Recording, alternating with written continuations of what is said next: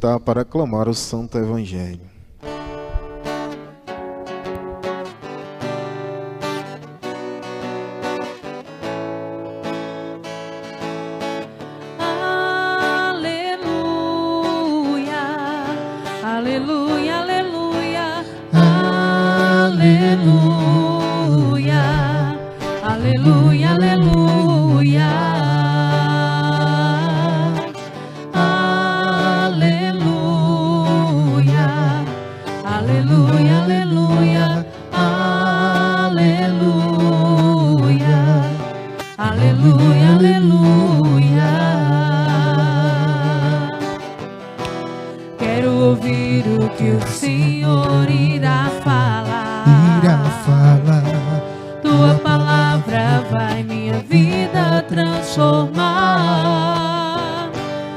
Para o meu caminho, verdade e vida.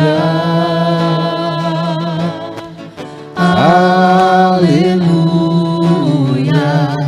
aleluia, aleluia,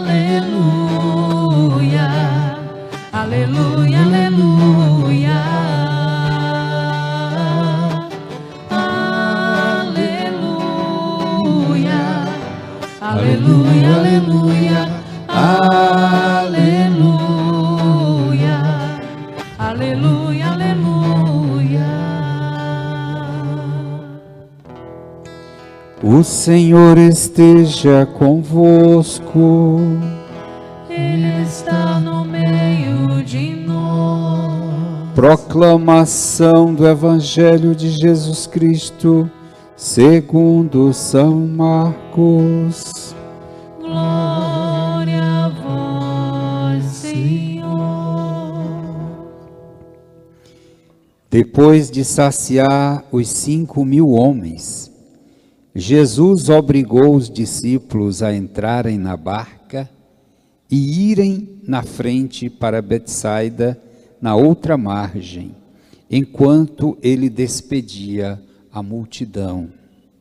Logo depois de se despedir deles, subiu ao monte para rezar. Ao anoitecer, a barca estava no meio do mar e Jesus sozinho em terra. Ele viu os discípulos cansados de remar, porque o vento era contrário. Então, pelas 3 da madrugada, Jesus foi até eles andando sobre as águas e queria passar na frente deles. Quando os discípulos o viram andando sobre o mar, pensaram que era um fantasma e começaram a gritar. Com efeito, todos o tinham visto e ficaram assustados. Mas Jesus logo falou: coragem, sou eu, não tenhais medo. Então subiu com eles na barca e o vento cessou. Mas os discípulos ficaram ainda mais espantados, porque não tinham compreendido nada a respeito dos pães. O coração deles estava endurecido. Palavra da salvação. Glória a vós, Senhor.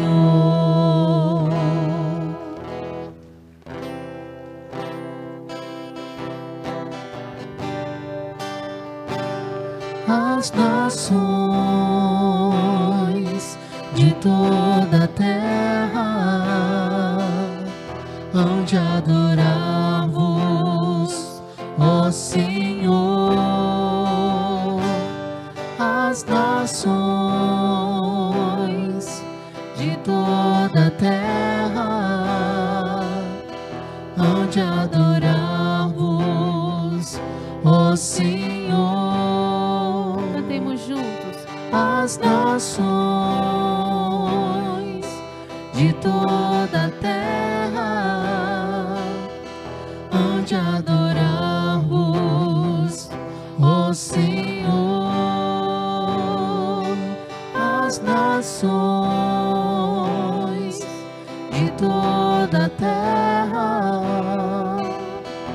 hão de adorar-vos, ó Senhor. Amém. Irmãos e irmãs presentes ao santuário e todos que participam pelas redes sociais, essa palavra de Jesus e também da primeira leitura são daquelas que nós precisamos gravar no coração para colocá-la na vida. Palavra de Deus na mão, no coração e na vida, para que a bem-aventurança se concretize em nós. Quando o Senhor diz: bendito é aquele que escuta e pratica a palavra de Deus. Quero inclusive pedir a vocês que estão pelas redes sociais, você que está no YouTube e Facebook, compartilhe esse vídeo com mais pessoas, para que mais pessoas depois escutem também essa palavra. Às vezes a pessoa nem vai ver agora, ela vai ver depois o vídeo completo e ela vai ouvir essa palavra. Palavra de vida, palavra de salvação, palavra que nos enche de esperança em tempos tão difíceis. Então vamos voltar o nosso foco para Jesus. Poderia ser esse o apelo da missa de hoje, colocar o nosso foco nele. E isso vai já de imediato nos curar, por exemplo, da ansiedade. A ansiedade é um mal desse tempo que a gente vive, com tantas situações adversas. Então faça isso e assim você vai levar essa palavra de vida e de salvação para o coração de muitas pessoas. E aquilo que João, o apóstolo São João, revela nessa primeira leitura, a carta de São João, é magnífica essa carta. É tão pequenininha, é bom a gente ler. E essa carta, ele fala do coração, daquilo que ele realmente viveu. Ele não está aqui fazendo teologia, como ele faz no Evangelho. O que é a teologia? A teologia é uma reflexão. É uma reflexão que envolve a inteligência, o conhecimento, envolve tudo. Mas aqui o que ele está falando é da experiência dele, daquilo que ele viveu com Jesus. Quem deu a São João essa convicção de que Deus é amor? Foi a convivência dele com Jesus, tão estreita, tão próxima. Ele era um dos discípulos mais próximos. Como ele era o mais jovem, era muito apegado com Jesus, reclinava a cabeça no peito, no coração de Jesus. Então, quando essa imagem que a Bíblia nos traz, é precisamente para mostrar o afeto, esse amor que Deus manifesta, de modo especial por aqueles que mais precisam. Como João deve ter sofrido quando Jesus morreu. Ele era tão ligado que ele foi o único discípulo que ficou ali presente ao pé da cruz. E Jesus percebeu, sentiu que ele precisava muito de uma força, de alguém que estivesse próximo dele. Foi aí que Jesus entregou ele para Nossa Senhora. Não foi João que recebeu Nossa Senhora, foi Nossa Senhora que o recebeu como filho. E claro, ele como filho também estava perto da mãe. E Jesus sente isso, como ele faz sempre conosco. Ele sempre está perto, e quando ele não pode estar muito perto, é ela quem está perto, Nossa Senhora.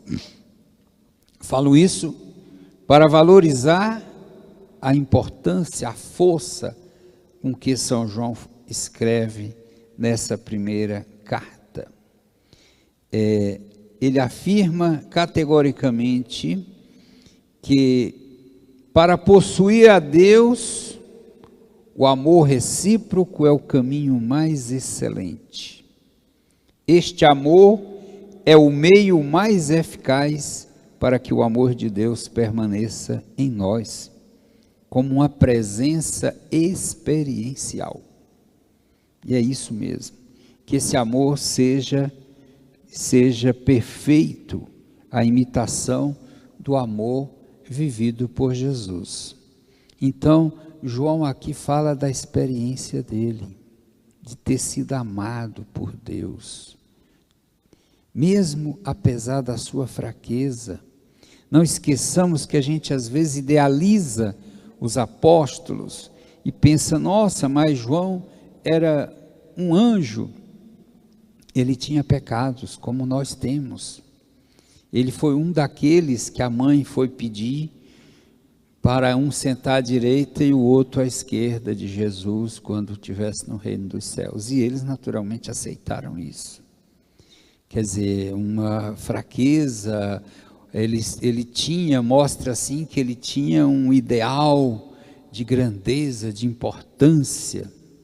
E o que Jesus disse, quem quiser ser o primeiro, que seja o último. Ou seja, que seja aquele que serve a todos e assim por diante. Então, na verdade, Deus manifesta o seu amor por nós de uma forma incondicional. E São Paulo, outro que experimentou em profundidade o amor de Deus, mesmo não tendo convivido com Jesus em pessoa, como quando ele esteve nesse mundo, ele fala que é nas nossas fraquezas que Deus manifesta a grandeza do seu amor. É a misericórdia, quando ele nos acolhe, nos perdoa, nos ama, porque ele quer a nossa transformação. Quem ama, deseja a conversão, e é isso que Deus quer de nós. Deus quer nos converter. Deus não quer a condenação de nenhum dos seus filhos. Qual é o pai e a mãe que querem ver um filho condenado? Não é? Então, querem a conversão, a mudança, mesmo quando às vezes um filho toma um caminho difícil, um caminho de tortuoso, mas aquele pai, aquela mãe sempre esperam e lutam pela conversão daquele filho. E Deus faz isso de uma forma muito mais perfeita. E essa manifestação do amor de Deus se dá na misericórdia. Verdadeiramente, Deus é amor e Ele tomou todas as iniciativas.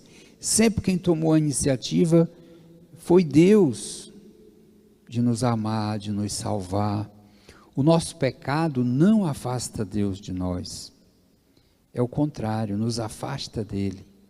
Porque o encardido, ele faz de tudo para incutir dentro de nós que Deus se afastou de nós. É o contrário, um pai nunca deixa um filho.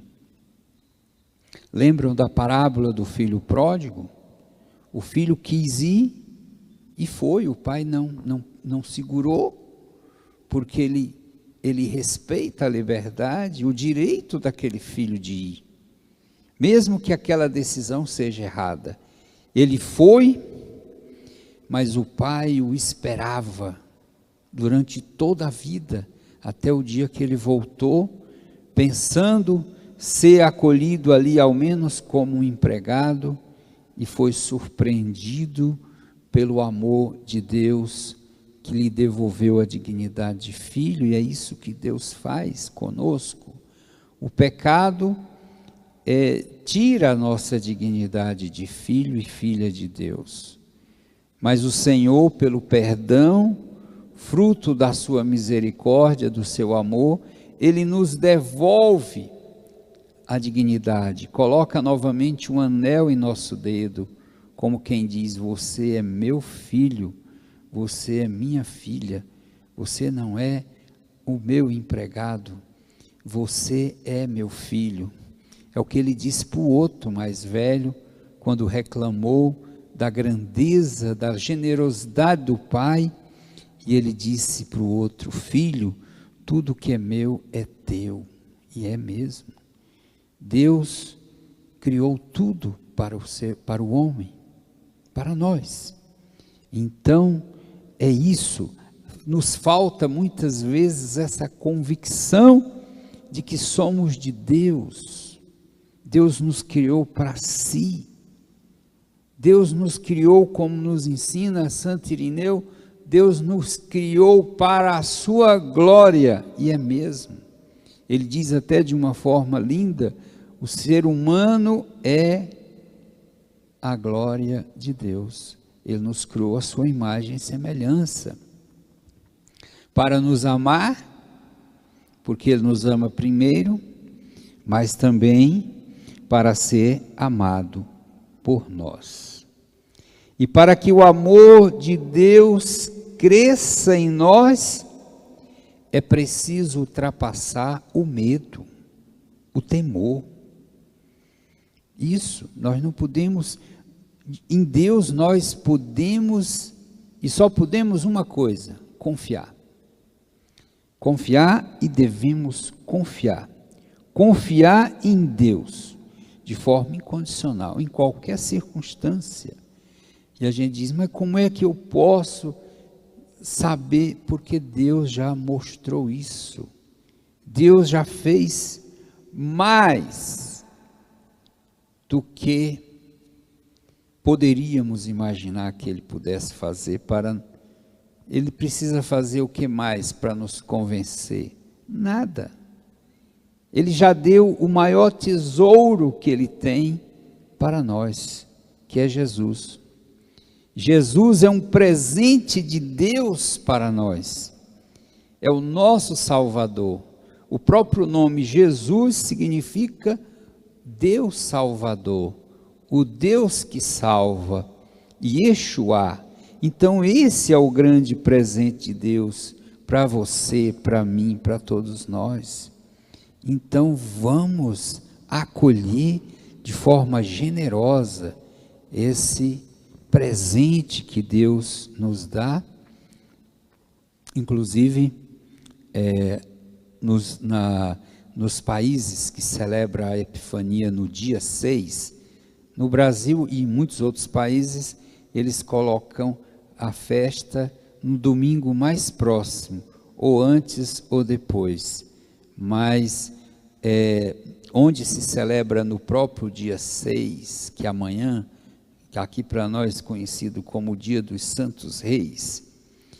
Então ali eles levam os presentes e oferecem a Jesus, mas na verdade Jesus é o presente de Deus para nós. E que presente? Porque Ele traz a salvação, Ele manifesta o amor de Deus, Ele nos revela a face de Deus, a misericórdia de Deus, a bondade de Deus. E eu quero precisamente falar dessa realidade a partir dessa leitura maravilhosa que nós escutamos no Evangelho de hoje.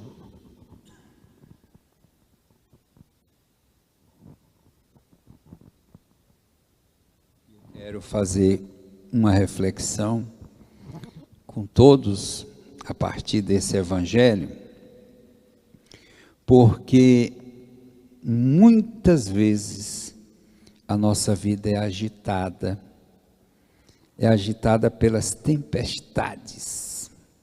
E quantas vezes a gente fica aflito, situações que nos deixam aflitos, angustiados, temerosos, e muitas vezes em situações extremas até desesperados, porque a confiança nos falta. E essa passagem do Evangelho, ela retrata muito bem isso. Precisamos ter uma confiança cega em Deus, certos de que o nosso socorro virá do alto. E de fato, o socorro dele não nos faltará, e nunca falta o socorro de Deus. Às vezes a gente até não compreende, porque nós temos o nosso pensamento, os nossos desejos, e às vezes desejamos tanto que Deus faça aquilo que coincida com o nosso pedido. E quando isso não acontece, para muitos é um desânimo. A gente rezou tanto e Deus não atendeu o nosso pedido. Meus irmãos, Deus sabe mais do que nós. Deus vê o infinito. E o que Deus faz é sempre o certo.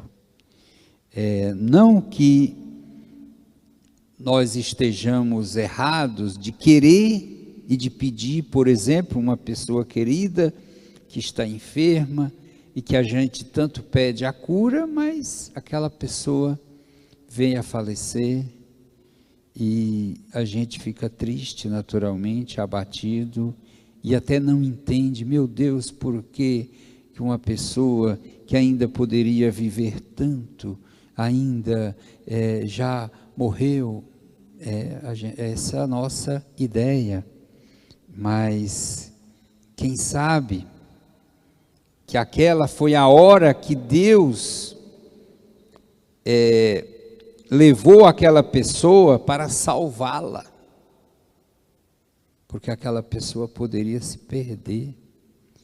E a gente nunca pensa dessa forma, porque o apego humano, a sensibilidade nos leva a isso, nos leva a pensar rejeitamos qualquer outro pensamento que não seja esse, mas no entanto, em muitas ocasiões deveríamos pensar também, Deus levou aquela pessoa para salvá-la, e a pessoa diz, mas ela estava tão bem. Nós que estamos nesse mundo, todos corremos riscos, por isso que o Senhor pede que a gente nunca esmoreça na oração, quando Ele diz, vigiai e orai, para não cair em tentação, porque por melhor que possamos ser, nós não somos perfeitos, e estamos à mercê do mal, e em qualquer momento podemos cair numa cilada. A gente, quando fala de ciladas do inimigo, isso parece até que é uma coisa metafórica, e não é não, é real.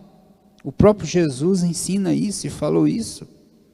Tem muitas situações que a pessoa ela é conduzida, é levada, o demônio é um sedutor que vai levando a pessoa a cair numa armadilha.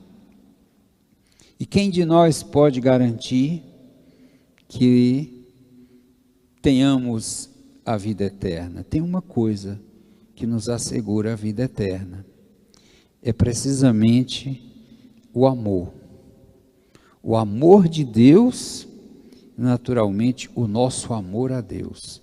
Se nós amamos a Deus e amamos o próximo, é impossível que nos percamos, mas devemos ter um cuidado contínuo,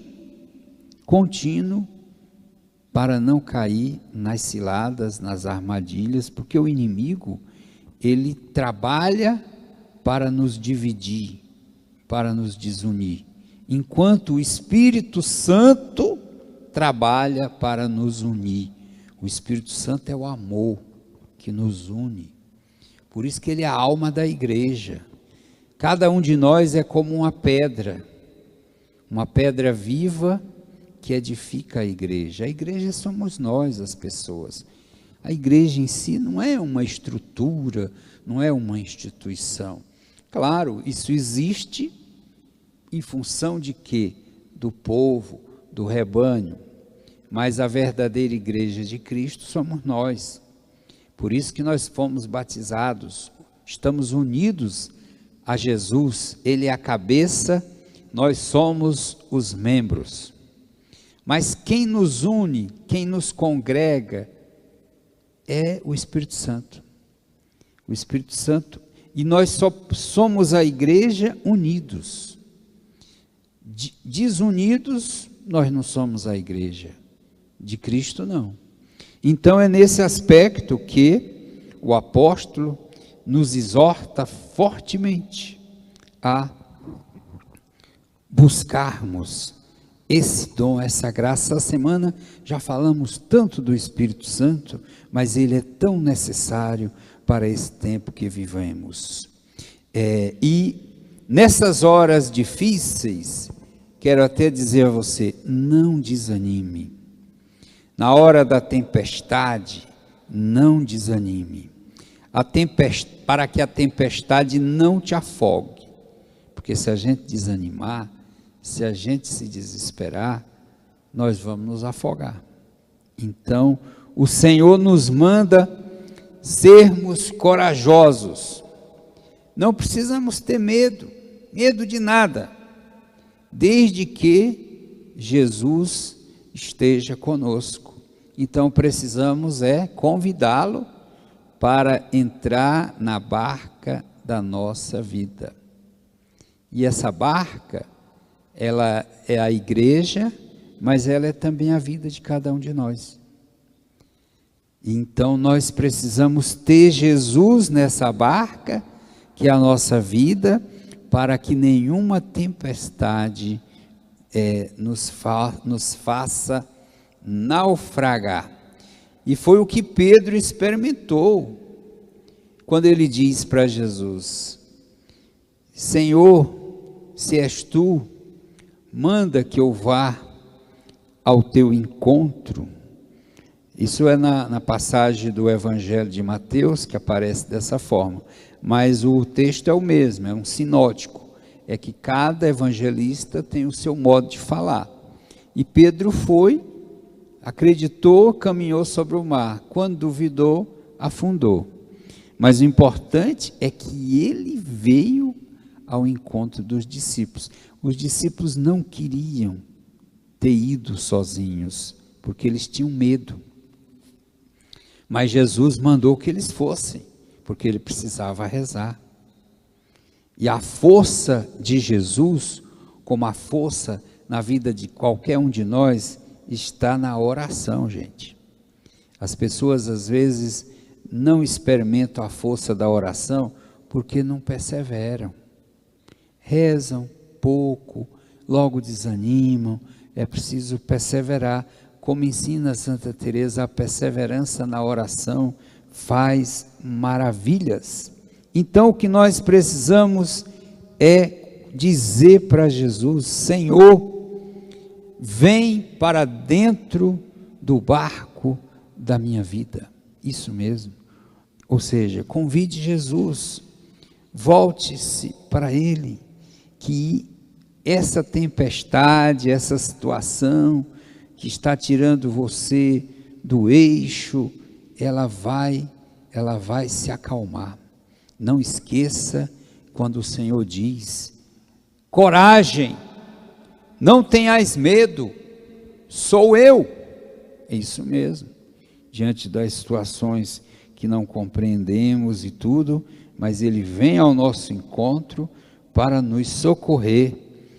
Coragem, sou eu, não tenhais medo.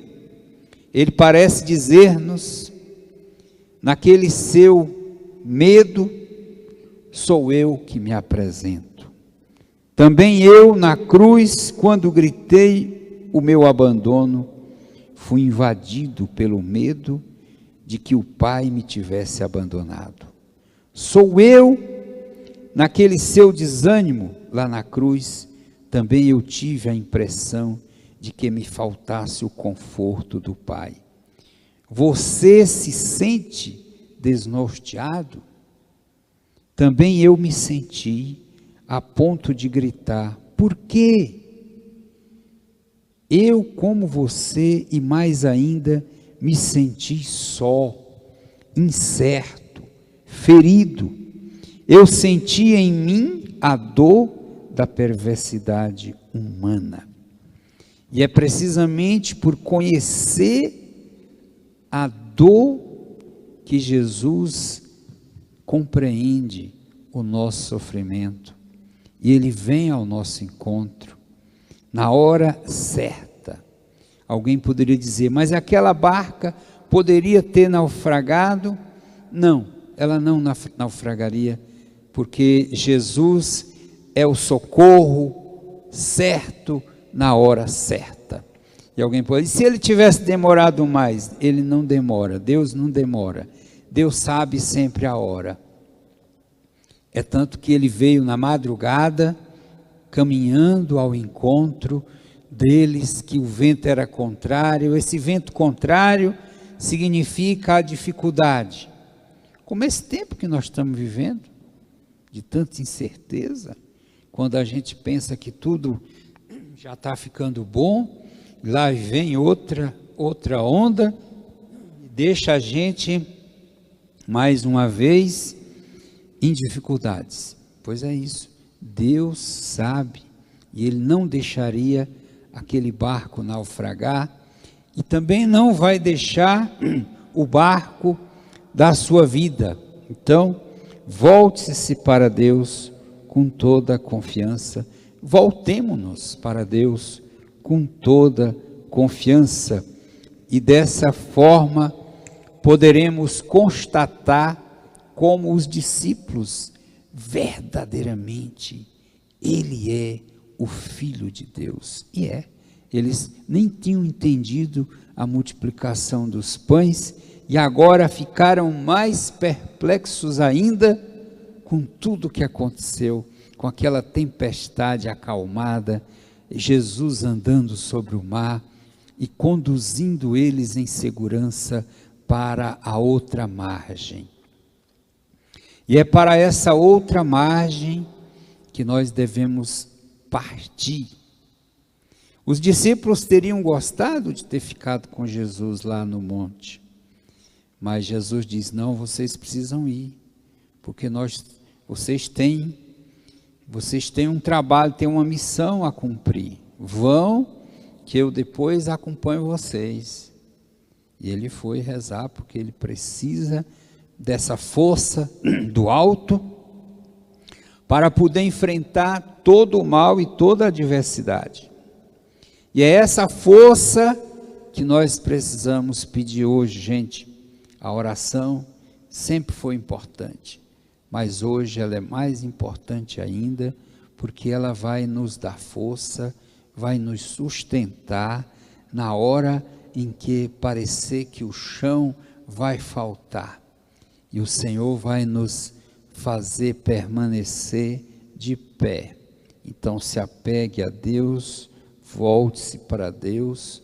Jesus conhece o sofrimento, a angústia da alma humana, por isso que ele se encarnou, ele fez a experiência da finitude, mesmo sendo Deus, ele fez essa experiência, então ele nos conduzirá naturalmente, ele é esse caminho, que nos tirará desse vale de lágrimas em que nos encontramos.